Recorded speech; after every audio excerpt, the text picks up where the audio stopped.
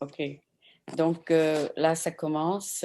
Donc, on est avec Nicolas Creca et Jennifer Dinoya.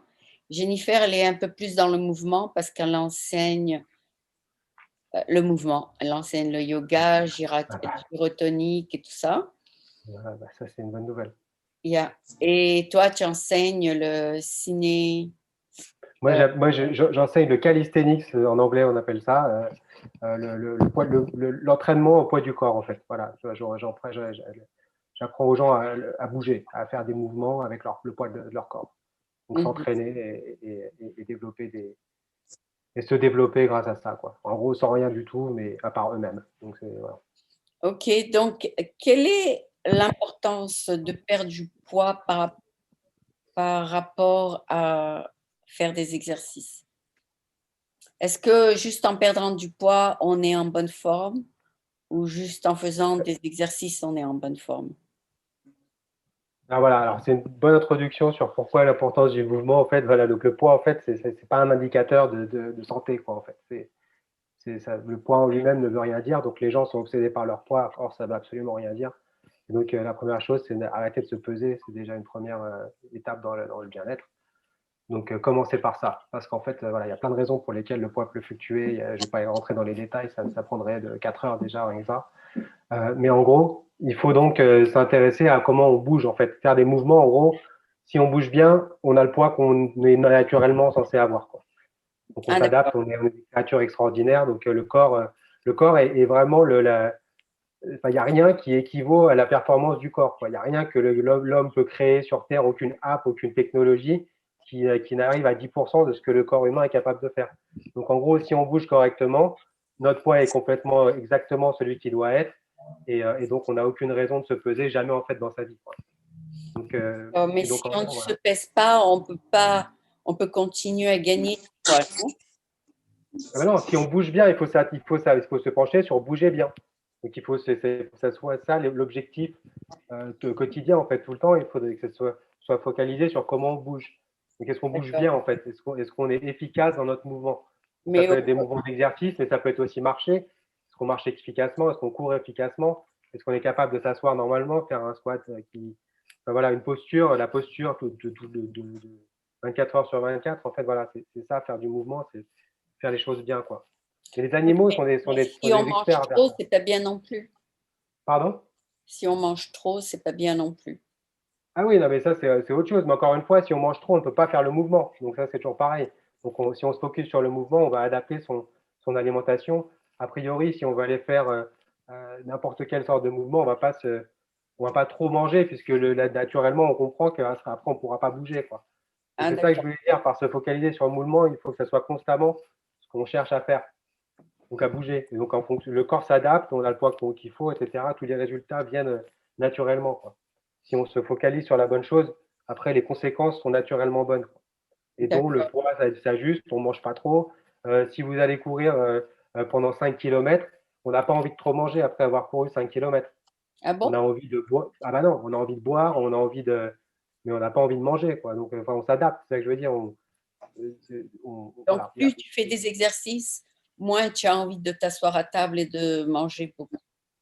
Le corps s'adapte en fait. On a les envies qui viennent avec ce qu'on fait pendant la journée. Donc si on fait des mouvements et qu'on s'entraîne, ouais, appelons ça des exercices, mais c'est une entre guillemets pas la meilleure façon d'appeler ça. C'est vraiment bouger, quoi. Le mouvement, il faut vraiment se penser ça qu'en termes de, c'est vraiment le bon mot qu'il faut mettre parce que l'exercice c'est contraignant en fait. Psychologiquement, les gens se disent faut que je fasse un exercice, c'est contraignant, mais c'est pas contraignant, quoi. C'est libérant en fait. Donc et donc, il faut vraiment penser comme ça, quoi. C'est vraiment super important de changer sa façon de réfléchir en général, surtout à l'approche du fitness, parce que beaucoup de gens, en fait, ont pas la bonne compréhension de ce qui est important, en fait. Ils se focalisent sur des choses qui ne servent pas à grand-chose et en fait, n'ont jamais vraiment les bons résultats parce qu'en se penchant sur les mauvaises cibles, bah, on n'atteint pas ces. Enfin, voilà. Donc, le D'accord. mouvement, tout est pour tout. Mais, D'accord. Et Jenny, est-ce que tu conseilles à tes élèves de manger moins avant de faire tes exercices? C'est une très bonne question. Ça dépend. En termes de philosophie de yoga, traditionnellement, il ne faut pas manger environ 2 heures avant de faire l'entraînement de asana, ou la partie de yoga qui est les postures physiques. Mais bon, si on si on pense plus généralement, ça dépend de votre corps, je crois, individuel. Je ne connais pas exactement, mais par exemple, dans le système ayurvédique indien, il y a 3 grands types de personnes. Moi, je suis Vata Pitta, par exemple. Alors, Vata, c'est des personnes qui ont beaucoup d'énergie, plus éthéréale, on va dire. Kapha, par exemple, c'est plus des personnes un peu plus, des os plus grands. Alors, il y a une alimentation différente pour chaque type d'individu, on va dire. Et aussi, ça dépend de comment on se sent. Par exemple, moi, je préfère manger avant 2 heures de faire du mouvement. Il y a beaucoup de danseurs. Il y a Edward Villella, était un danseur dans Miami City Ballet, et il parle de comment, avant de faire son spectacle, il prenait du miel. Parce que le miel, c'est genre un sucre rapide, et il sentait qu'il était léger, mais il avait un peu d'énergie pour faire le spectacle qui était très physique.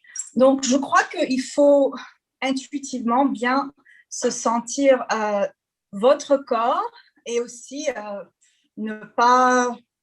Par exemple, quand j'ai commencé la danse, je mangeais un beignet avant de prendre la danse. Maintenant, je ne ferais pas ça.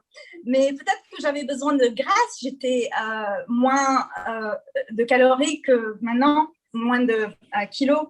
Donc, peut-être mon corps avait besoin de fried batter, like a donut.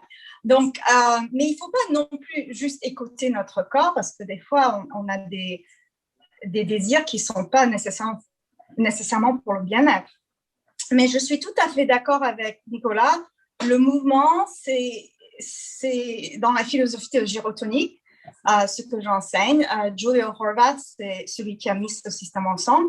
Et la philosophie, c'est que avec le mouvement, on a le bien-être. Et c'est quand on est sans mouvement, stagnant, je crois, il y a le disease, il y a la maladie. Donc, même si, par exemple, on a... comment on dit injury, Nicolas? Blessure, si on est blessé. Oui, si on est blessé, par exemple, dans le dos, il ne faut pas ne rien faire. La philosophie de gyrotonique, dans la philosophie de gyrotonique, on fait des mouvements doux, subtils, pas trop poussés, pour créer de l'espace entre les vertèbres, pour fortifier le centre. Et en faisant ça avec une pratique régulière, on enlève la blessure et on a avec le mouvement le bien-être. Donc, avec le mouvement, on voit dans les bébés, les animaux qui ont la santé, les enfants, ils bougent beaucoup, ils sont plein de mouvements. Et quand on devient plus âgé ou moins bien, on peut moins bien marcher, on a mal au dos. Quand on voit quelqu'un très vieux, il bouge de moins en moins bien, souvent, pas toujours. Et quand on bouge de moins en moins, ça va vers la mort, il dit Julia. Voilà, Donc voilà. Après, si je peux juste rebondir là-dessus, parce qu'en gros, moi, c'est ça que j'enseigne aux gens, quoi. C'est qu'il y a une raison pour ça. Hein. Et en fait, c'est des cycles. Enfin, en gros, c'est pas que plus on vieillit, moins on bouge bien. C'est que c'est moins on bouge bien, plus on vieillit. C'est comme ça. Exactement, c'est ça. Parce qu'il y a des personnes âgées. Oui, voilà. Il y a des personnes âgées qui bougent très bien parce qu'ils continuent à bouger, donc ils ont la vitalité, on va dire. Voilà. Mais en gros, l'idée, c'est de comprendre déjà, mais hormis, c'est-à-dire que pour comprendre, on parle de millions d'années d'évolution, quoi. Donc là, on parle des Indiens et des philosophies très récentes, mais en fait, ça remonte à la logique, elle remonte à bien avant ça. Moi, c'est ça que j'enseigne dans mon programme, dans mes e-books, etc. La base de tout ça, c'est qu'à la base, on a développé des cellules nerveuses uniquement pour bouger. C'est-à-dire qu'à la base, on était du plancton. Enfin, les coraux, par exemple, sont des animaux, sont des vivants qui n'ont pas de cerveau, mais qui attendent de la nourriture, que la nourriture arrive à elle. Donc, nous, on a développé un système nerveux qui nous a développé un cerveau pour faire du mouvement, pour aller chercher de la nourriture. Donc, c'est uniquement pour ça que c'est notre raison d'être. C'est vraiment, on a un système nerveux qui n'est fait que pour ça à la base. Notre système reptilien ne sert qu'à ça. Donc, en gros, si on ne fait pas de mouvement, on est en contradiction avec la première raison pour laquelle on existe. Donc, ça devient philosophique donc à la fin, mais c'est vraiment ça, quoi. Donc, on n'existe que pour bouger et aller chercher de la nourriture, se nourrir, et ensuite tout le reste découle. Mais donc, voilà, c'est la première raison pour laquelle tout ça s'est créé. On parle de millions d'années, quoi. Donc, Oui, mais pas quand on voilà. travaille à son ordinateur et qu'on ne bouge pas pendant 8 heures, Voilà, on devient, on se suicide, on devient. non, mais après 8 heures de travail devant l'ordinateur, on est trop Voilà, il fatigué faut. pour faire Bah l'effort. non, en fait, c'est ça le truc, c'est que tout ça, c'est des impressions et c'est des préconçus. Enfin voilà, c'est un rythme, c'est un cycle dans lequel on est un cycle non vertueux dans lequel beaucoup de gens sont embarqués. Mais en réalité, il n'y a rien de fatal, il n'y a pas aucune fatalité là-dedans, quoi. Donc c'est très simple d'en sortir, mais il faut le vouloir, il faut le faire. C'est juste, voilà, c'est une question Et c'est une question de volonté bouger. C'est de le vraiment pas faire compliqué. après le travail. Mais moi, je l'ai fait tout le temps. Moi, j'ai été pendant presque 10 ans consultant business. J'avais des horaires à Paris. Là, je faisais le métro tout le temps. J'allais à Perpète. J'ai fait tout ça. J'avais des missions, etc. Et je m'entraînais tous les jours, quoi. Donc, il n'y avait aucun Tu problème. t'entraînais avant de travailler ou après? Après, pardon. Souvent après, Après. parce que le matin, c'est Après. trop tôt.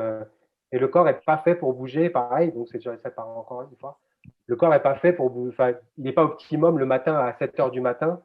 Si on veut faire de la force ou des choses, des sprints, des choses rapides, le corps, il faut qu'il ait le temps de se réveiller. C'est un organisme vivant. Enfin, et donc, il a besoin on n'est pas très optimum le matin. Donc, voilà, pour faire un gros entraînement, il vaut mieux attendre voilà, 14 heures, entre 14 heures et 18 heures, quoi. Le matin, on peut faire des choses light, plein de choses light, mais si on veut vraiment s'entraîner solidement, il vaut mieux attendre un peu plus tard, quoi. Oui, Donc, enfin, moi, je le fais tout le temps. la plupart des Américains, ils disent commencer la journée à 6h30 avec 1 heure d'exercice, parce qu'après le travail, vous serez trop fatigué pour faire vos exercices. Oui, mais alors, c'est toujours pareil. Qu'est-ce que exercice, ça veut dire plein de choses, en fait. Qu'est-ce que ça veut dire exercice? C'est ce que je disais, le matin, on peut commencer avec des choses light. Bouger au gym pendant 1 heure.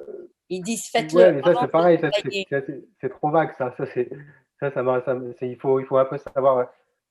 C'est possible, mais ce que je veux dire, c'est que voilà, si tu me poses une question, il n'y a pas de réponse unique, quoi. C'est ça que je veux dire.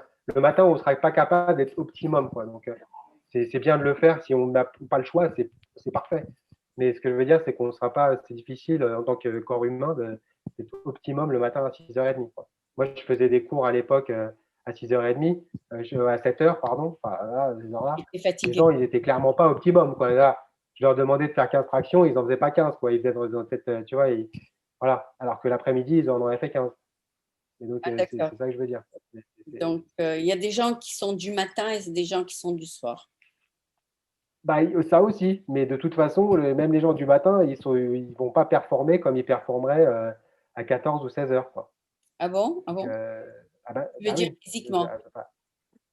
Ah oui, hormis à part s'ils sont vraiment tune-up comme ça et qu'ils ont vraiment, qu'ils sont bien adaptés. Je dis pas que c'est impossible, mais ce que je veux dire, c'est qu'il y a de fortes chances qu'ils ne performent pas pareil, quoi.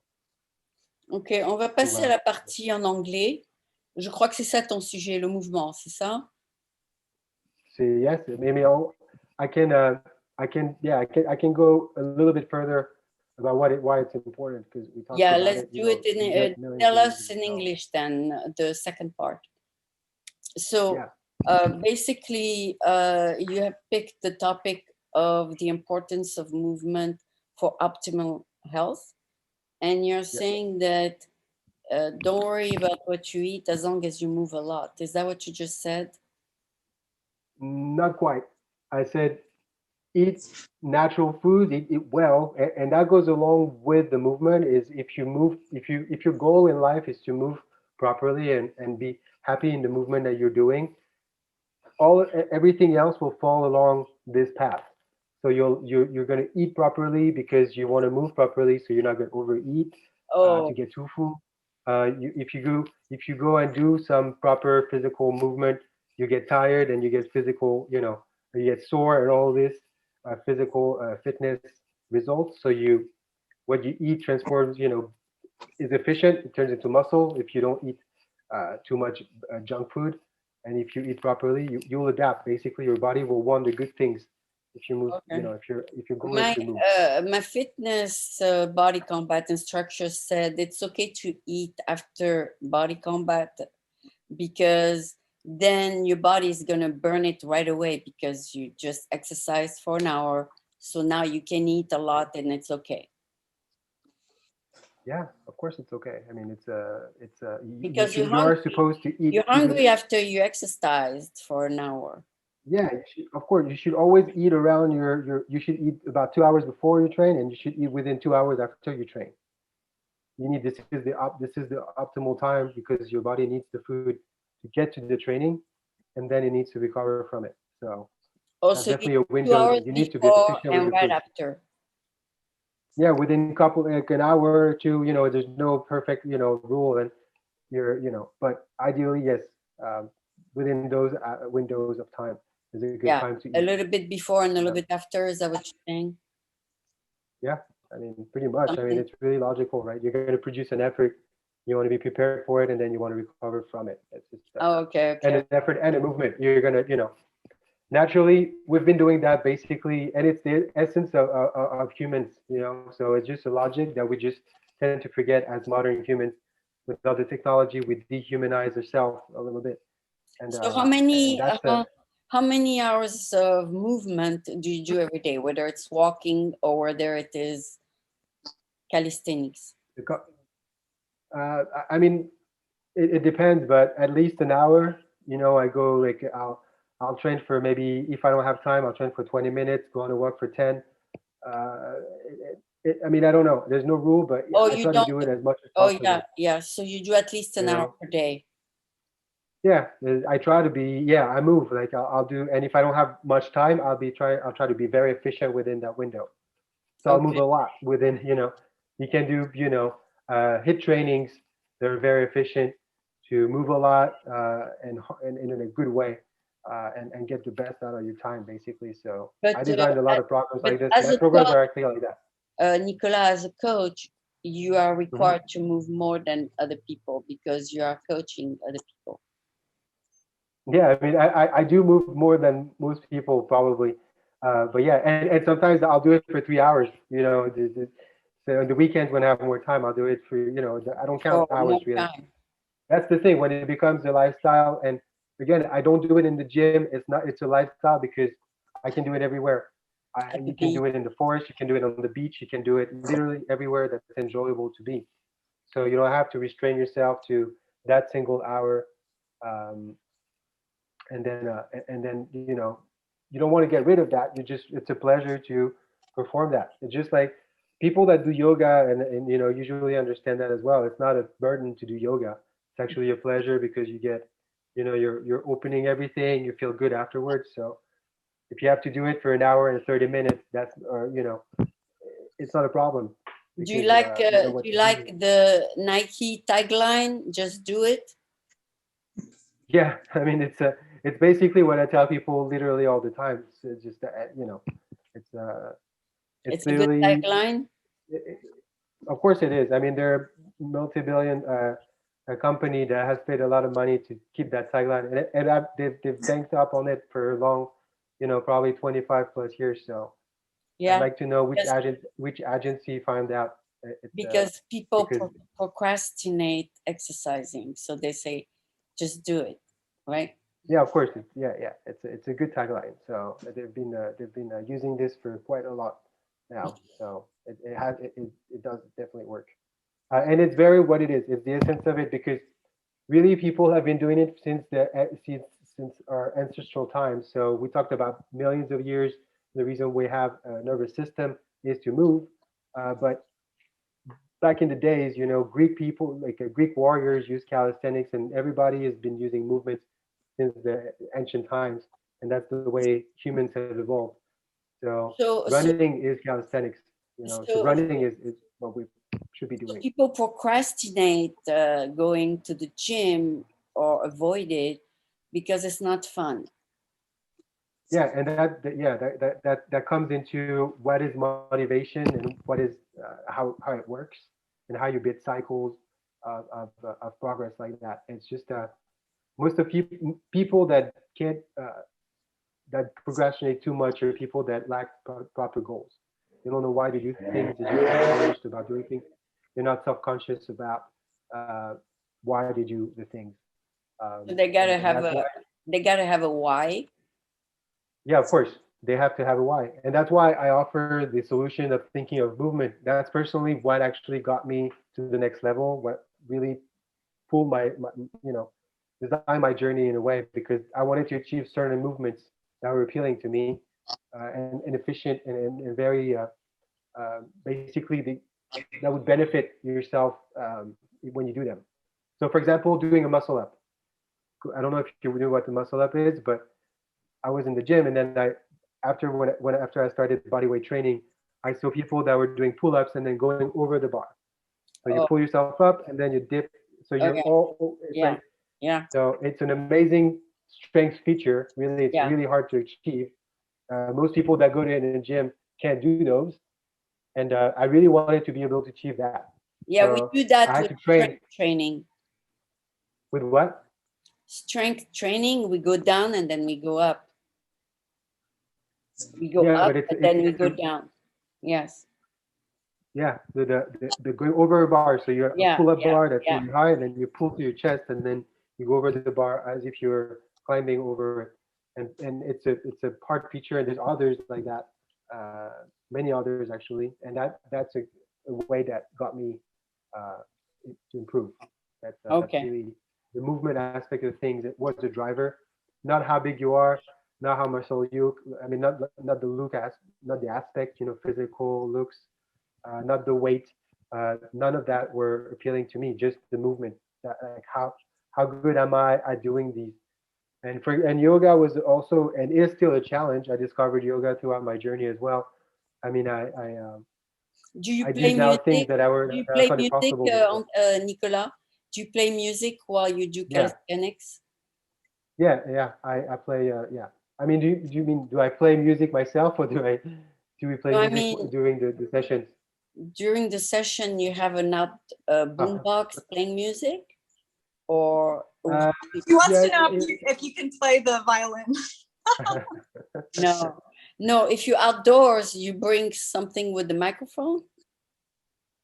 No, I mean I don't yell during the classes. It's just it's not a follow along class again.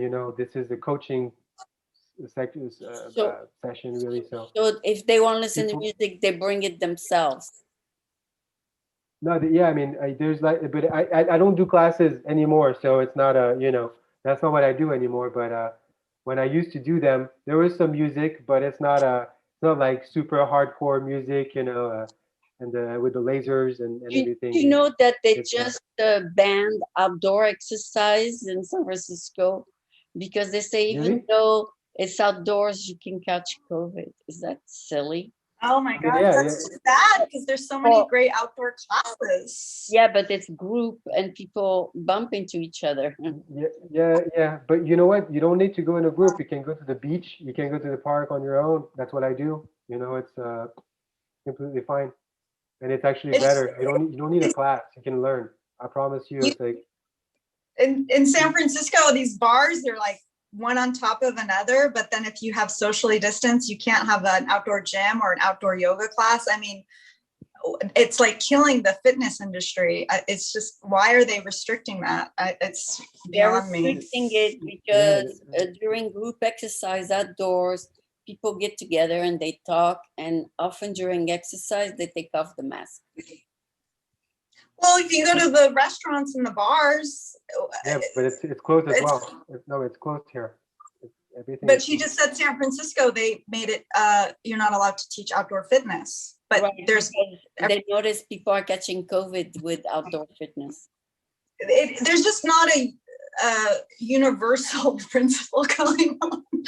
So it's just, it doesn't make It's sense. it's complicated, but yeah, it's But that's so another topic. But yeah, you can go Yeah, move. that's another the thing. topic. So no, but actually it's not. It's the same because your health depends on your movement. You don't need and really that's the key element here. Movement is free. You can just learn and do it. It's really like you need nobody to. You don't need a class. You don't need to pay for it.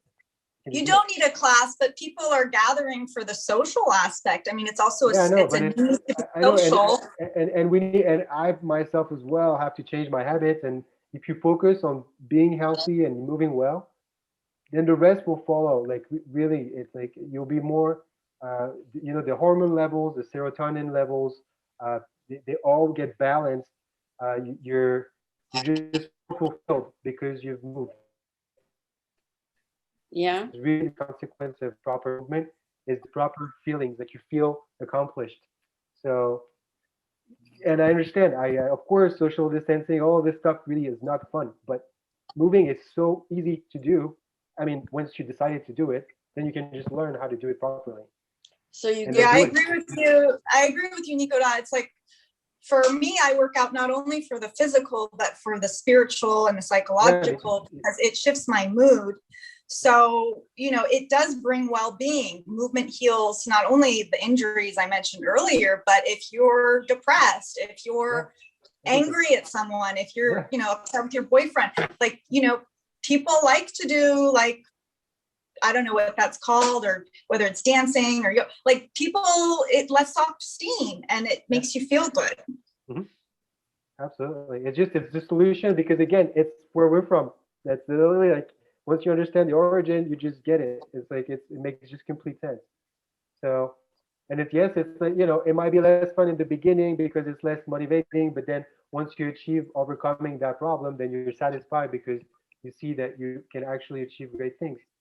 So it's a time to learn things. I've learned a lot of things through COVID.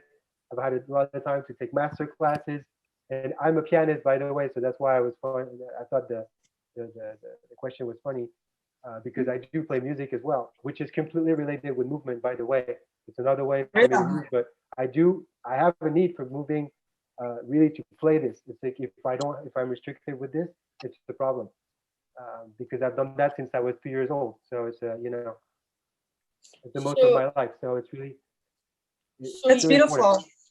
so you went, even though you play since you're 2 years old, you went into fitness rather than playing music for profession. Yeah, I wanted to be a musician when I was younger, but it's not basically understood that I need an actual job Oh, because okay. it's, I understand. I studied the music industry. I'm an economics major. I kind of wanted to work in that field, but I understood that wasn't, I'm not Okay. basically, well, I'm talking about the bullshit in the fitness industry, but trust me, there's a lot more in that industry there. Oh, So yeah. Hollywood and the music industry, definitely not for me. What kind of piano do you play? Are you classically trained, or you like blues? What do you like to play? I'm a jazz pianist. Basically, I'm not really. Yes. I mean, I'm trained, not really classically, but I'm trained, and I've been playing jazz basically. I mean, I want everything. Okay. Okay. So do you have a little piano at home? Yeah, of You course, do? of course. Yeah. Yeah, absolutely. So This is music, part of the movement. It's absolutely related. oh, that's good. You can compose music for exercise then. I've It's an done- idea. That's just your hair is I did different this some of week. that. It looks like you did a different hairdo. I mean, yeah, I forget last time we talked, but yeah, I did shave my head. So in the meantime, Oh, you did cut your hair. Okay. yeah, I It shaved looks yeah, shiny. the You're using a COVID great solution. shampoo. Yeah. Yeah, it's Can- probably the you're right. you can do a little plug for the shampoo today. What's the name of the shampoo? I have no idea. You're hilarious, Mom. Yeah. All right. But you look I'm healthy. sure I can Aveda. explain this. I Yeah. use Aveda. Yeah. So you both look healthy and happy, probably because you do a lot of movements. But yeah, it's essential. Again, if people get that, then they'll understand the rest. It's really the foundation thing. It's the foundational understanding of how it works. And there's many ways of doing it, so we named a few. But and again, I preach for my own church, but this is calisthenics is literally the best way you can use to do that. And I'm not, What I you do didn't start calisthenics because that was at the reason. church, you do 10 minutes of movement for your friends? Say what? Did you say you teach at your church? No, I say I was praying for my own church. I mean, that's how je prêche pour ma Oh, you paroisse. play with your own church. Okay. No, I preach. It's an expression that I'm using. I'm trying to explain. Anyways, point is, he's promoting his like what he does. Like if I were a swimmer, I'd be talking about how the benefits of being in water. It's not putting pressure on the joints, but because he's not a swimmer. Yeah. So I'm basically people should do calisthenics in a form or another and be good at it. That's the foundation of everything. So can I be honest? I didn't know the definition of calisthenics. So I just Googled it. So I'm going to read it for those watching that may not know. So I think, and then you can correct me if I'm wrong, it's gymnastic exercises to achieve bodily fitness and grace of movement. Is that right? In a way, yeah. It comes from a Greek word that means beautiful strength. So beautiful strength. And a dancer does calisthenics. It's moving your movement. It's moving your body, in a way that's beautifully executed. That means perfect movement, basically. So in calisthenics, we focus on the form. That's why it's so important. We make every basic movement very important. And once you achieve basic movement, like a pull-up, for example, most people cannot do a pull-up. Even people that think they can, really they cannot. It's like the same for a push-up, for a squat, for basic movement, they cannot achieve it properly. And they train like this for decades and they get zero results. So in calisthenics, we break it down.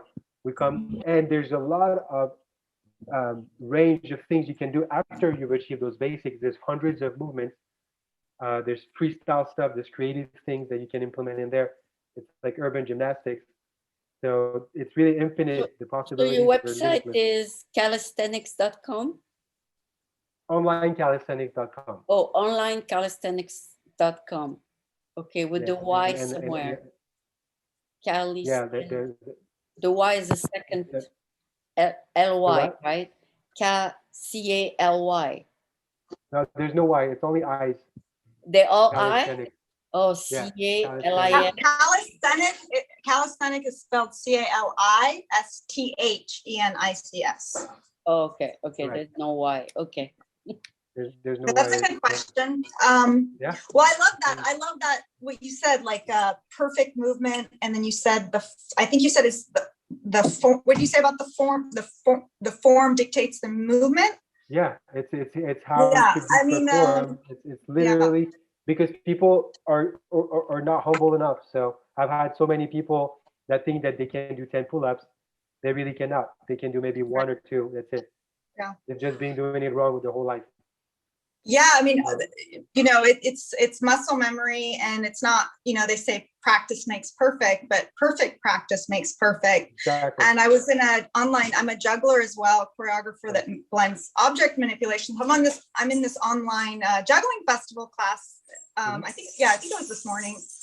And the teacher is really going over like basics of how to hold the club and this and all the basics. And he said, a lot of great jugglers, years of experience, you do. And I did the same thing with my neck, doing 4 clubs. You can build a bad muscle pattern or bad habits. So you get good habits or bad habits. Both of them get ingrained. And so the more you do something like, I know what you mean, bad push-ups, that's just bad form. And then I just wanted to speak of real quickly, the form is in the movement, because I mentioned I'm a choreographer, and, it's like the movement or the form, the shape, the way the body is tells you like so much about what you're trying to say. So when you're doing, the form is important. It's kind of like it literally is what is creating the feeling. Yeah, that's why it's basically, we are a piece of fascia, basically. The body is just fascia. So it's really, and inside there's bones, which form, that form the skeleton. But basically, bad patterns over time, not only bad exercises, but bad life habits, all bad postures that we talked about before, they all form your body just like a plant. Let it grow just weirdly like this on the side. If you don't put a pole that adjusts it, it will grow badly. It will just still grow, but badly. And the body is exactly the same. So people that do push-ups like this forever literally build shoulder impingement chronically forever. They'll never be able to use it. Their body has just become that. So they'll never be able to do a proper push-up. So what they need to do is unlearn everything they don't know basically. So unlearn all of that and then start again doing it right. And you got to build back up the fascia. Not only you have to break all the scar tissue that you've been forming, but you have to rebuild new neural connections that actually fire the proper areas in your body. So there's a lot of misfired places in the body that people never access really if you don't show them how. And that's exactly Yeah. what I do. That's exact. Like Yeah. a push-up, I've been Yeah. teaching Yeah. people, hundreds of people how to do push-ups. Push-up is harder for women because they have a big butt. So, but for men, they have a big shoulder to push up. Yeah, so it's not a shoulder movement at all. The push-up doesn't come from the shoulders. So, No, no, it comes from the arms. But it comes from the body. It's the body, the whole body. So yes, it's a little harder.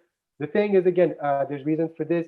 Women have a little more fat in the chest area because it's a physiology thing, and so they're usually weaker in the upper body, but they have stronger legs usually proportionally than guys. So they're stronger. They have a stronger lower body. So usually that's why girls go into a comfort zone. They work out their legs and glutes, and then guys go upper body and they work out their pecs and back, and they try to get abs. And basically, they need to do both of them need to do both, and that's the solution. That's why movement like push-up is hard. It's your full body, and people usually lack a lot of those components that they need to build up to be able to move properly. So go ahead, Jenny. Go ahead. Well, I wanted to talk about push-ups. So I started movement in college. I started dancing. So I really fell in love with movement and finding a connection with my body late in life. And I was a lot thinner and I really felt weak and I couldn't do a push-up. And so I went to the office hours. I went to school at UC Berkeley and I talked to talk about an older woman that moves great, like part of the Graham Dance Company, Marnie Wood. Like, I think she's like in her 90s and she's just fabulous. But she ignited the idea that I could do it and I was strong. And so I always tell this to people because people have like a no mentality a lot of times. Like, oh, I'm so tight, I can't touch my toes. So she just taught me that I could start against a wall and just said, just do that. And I could do that. And then I could do it on my knees. And I ended up doing aerial work, doing real pull-ups. And I was always told, you're so strong. But I needed someone to believe in me. And I also want to mention just real quickly, you talked about, you can have a bad habit and then it takes so long to undo. I really encourage people not only to take the group classes, but to get a trainer one-on-one every once in a while, like whether it's juggling, dance, or weight, because what a trainer does and what I do with private gyrotonic, for example, we have eyes. And even me, I need someone to look at me. Because if you don't know that you're doing something, maybe in a video or a photo, but like, oh, I'm micro bending my knee when I shouldn't in El Rondejam. I had a private with a friend of mine. So I was having that bad habit for years. So I need it now. I think about elongating and reaching through. So I think it's a really good investment, even if you don't think like, oh, that's too expensive, but they give you so many great pointers that you can then take to your classes. And then you're not building that bad habit. So you're you're saving money. Yeah. Trust me. I mean, that's the concept that I like. People have literally changed everything. I'm not to brag really, but it's really working. It's actually, I do it right now. I mean, I used to do it private, in a studio. Now I do it online. People send me their videos. There's all the whole program because yes, it's all broken down to if you can't do a push-up like this, then you do it like this. And once you'll be able to achieve that, then you can move on to the next level. And every movement is broken down like this with progressions that you need to achieve and repeat over weeks. And then you get stronger, and then you can get up to the next level. It's like a video game. You validate a step, and then you move on to the next one. And there's hundreds of movements like that in the program, and you can build up like this over time. And then yes, you need the feedback from somebody. It's for sure so people send me their videos. I have a personal coaching membership on my program that people sign up to, and then we do that once a week. We break down everything. They get feedback on. By the way, Nicolas, with your membership, you get 1 hour one-on-one with you? Yeah, every week. Every week you get the personal membership. You get 1 hour every week, and you get the full thing. Basically, there's 1 year of training at least on the platform. There's hundreds of videos, hundreds of workouts. There's really a lot. If you're a beginner, it will take you more than a year. It will take you way more than a year to achieve it, all of it. Okay, so with your membership, the basic membership, you give everybody who's on Zoom 1 hour a week? No, the basic membership, that's not personal coaching, because a lot of people don't see the value of that. Like Jennifer was talking about, so people don't see the value, so not everybody signs up for this one. Okay, so basic membership, they just access the videos, correct? And all the ebooks. There's tons of ebooks, tons of food I mean, everything that I talk about, everything that we've ever talked about, you and I. People have watched the previous videos. If they watch my YouTube channel, it's all in the ebooks and the videos that have the. So your YouTube channel is. Your YouTube channel is. I can post it online because it's not big enough so that I don't have my proper URL. Okay. My own URL now, but we can share with your audience in the future. Yeah. All right. I'll give you the link. For the moment, it's onlinecalisthenics.com, and Jenny is ngpearlproductions.org. Oh. Yeah, that's my theater company.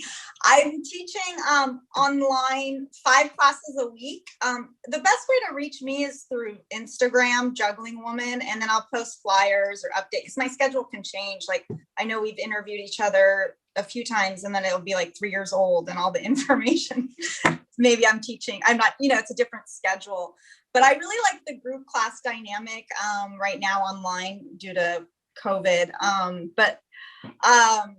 I'm teaching gyrokinesis, which is a wonderful modality. So it used to be called yoga for dancers. That was the original work, and it was mostly done for dancers. Julia was a dancer and working with a lot of people from New York. And it was mostly done all on the floor and standing. Now, they then changed the name. Gyro means circular, tonic is to invigorate. So through these very circular motions, gyrotonic is very fluid, very tai chi, dancery. You find invigoration. Now, this work now, because a lot of people can't sit on the floor comfortably, and as you know, Mom, you've done the class, we start often on a chair or a stool, and we do very gentle motions so that it's accessible for everyone. So I have clients who are maybe obese, maybe they don't have the best diet yet, or they're injured. It's great for injury. I got into gyrotonic with a foot injury.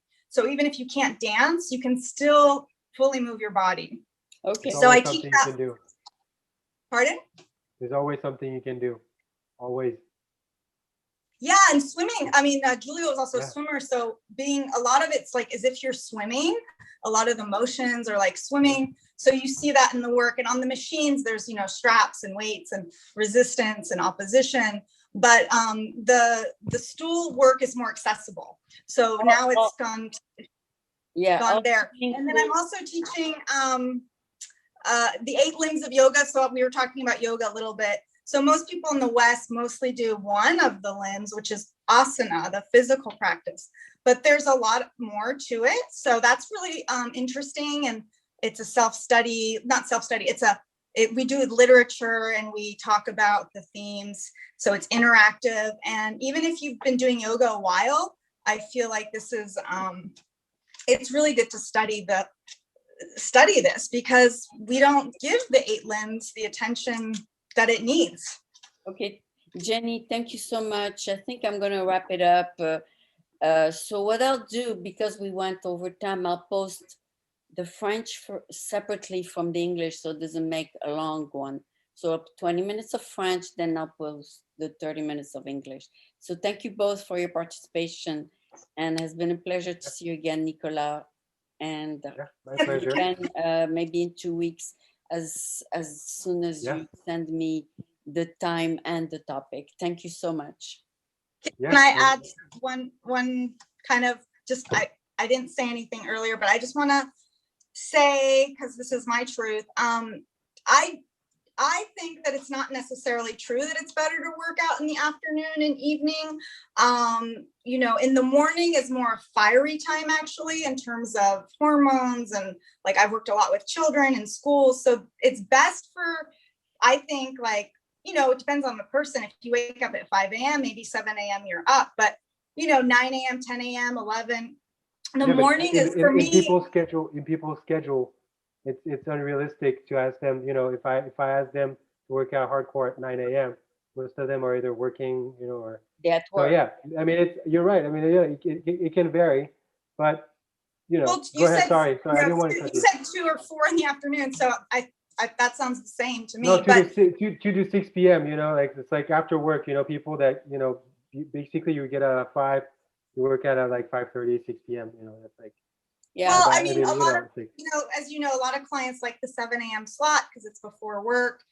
Some people, you know, they get tired. But what I was just going to say is the evening is more the time when you want to get ready for sleep so that you don't have insomnia. Yeah, so unless you're doing like stretching or yin yoga or things to wind down, more lunar fitness, you know, I think the fiery exercise, I don't do it in the evening. And I think that activates the mind. Yeah, we agree. We agree. Thank you so much. It's really up to everybody, you know. In the end, there's you know, but again, so there's a time for everything. So in the morning you can do certain things. In the afternoon, you know, it's different. But okay, thank you. Whatever people can do, it's a good approach, you know. Okay, thank you so much, they keep Nicolas. doing it. Thank you for your feedback, Jenny, and have a great week. Thank you both. And thank you for inviting me. Thank you for this opportunity to share, and keep doing what you're doing. And I just want to say you're amazing because you work out all the time. Yeah, I mean, and morning, then, you know, like, yeah, whenever I can. Her legs, she walks a lot. They're pure muscle. That's good. That's good. Keep on doing it. Keep on working. This is, you know, keep on moving. It's just you'll benefit from it a lot. Thank you. So, thank you. Okay. Thank you so much. All right. You take care, guys.